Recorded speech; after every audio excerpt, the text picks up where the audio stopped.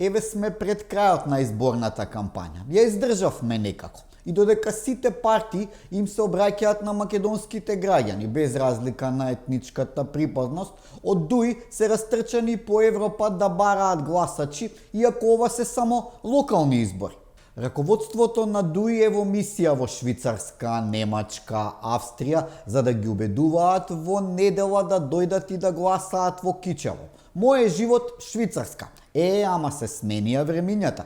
Тие што сега ги молите да дојдат и да гласаат, си заминаа поради вас. Не помагаат сега авиони и автобуси. И албанците се свестија. Зошто да се вратат? Па макар и на еден викенд. Што ќе видат? Празни училишта или пак спуштени ролетни во нивните домови во Кичево, Тетово, Гостивар? Доволно е да отидат во Зајас и веќе никогаш да не им текне да се вратат, кога ќе видат дека тоа е личен вилоет на Ахмети, во кој контролира се, од легални до помалку легални бизниси. Што има нас македонците да ни бираат градоначалници, велеше Ахмети на секој митинг. Молам, каде живеете вие, команданте? На Косово, во Албанија? Или пак кога чаирчанецот Бујар Османи прифати со францускиот предлог учениците по историја да одат на одобрување во Бугарија. Дали ти, команданте, би прифатил учебниците за албанската историја да одат на одобрување во Србија? Споредбата е иста. Па стравот дека Кичево ќе ви го земе, според вашите сваќања македонец, покажува дека вие не живеете во 2025 година, туку во 95-та и се спремате за војна. Не постои кандидат албанец или македонец, туку добар и лош, оној што ќе работи за граѓаните и оној што ќе гледа само за партијата. А на вашиот кандидат за Кичево, Фатмик Дехари, најголемо достигнување му беше фотографијата со заменик генералниот секретар на НАТО, Радмила Шекеринска, под знамето на УЧК. И како да не гласаш за ваков кандидат? И на СДСМ не им иде памет. Пред избори се врати зад граничниот комитет од Дубај. Да, Зоки е во струмица, да ја дозакопа партијата пред избори, како што тоа го направи на минатите, кога со едно појавување во јавноста и на тие што сакаат да излезат и да гласаат на СДСМ, им збоктиса.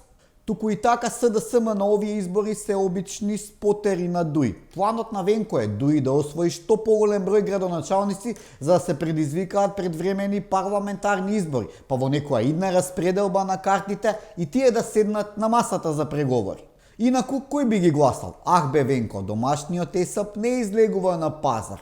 Сите општински комитети ти вријат, затоа во кампањава се собирате во домови на културата, во некои клубчиња, плоштадчиња. Уште малку по дома ќе се собирате.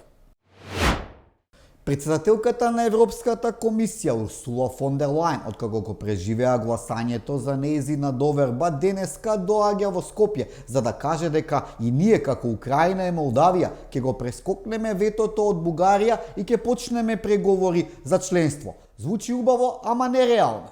Еве Урсула, за да покаже дека навистина ја сака Македонија во ЕУ, на следниот состанок на Европскиот совет, кога ќе се одлучува за нас, нека му каже на Радев или на оној бугарски премиер, кој никој не знае како се вика, нека излезе на кафе, а вие донесете ја одлуката Македонија да ги почне преговорите.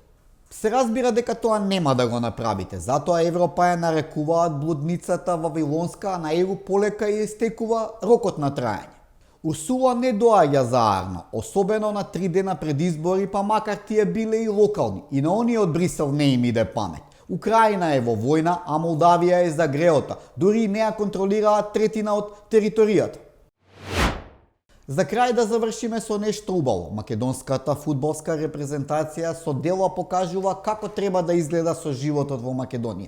Македонци, албанци, турци се борат под знамето на Македонија. Разочарани се и кога ќе одиграат нерешено. Барем се борат по европско, сонот наш да стане и светско. Овие момци тоа го заслужуваат. Сега е нивно време.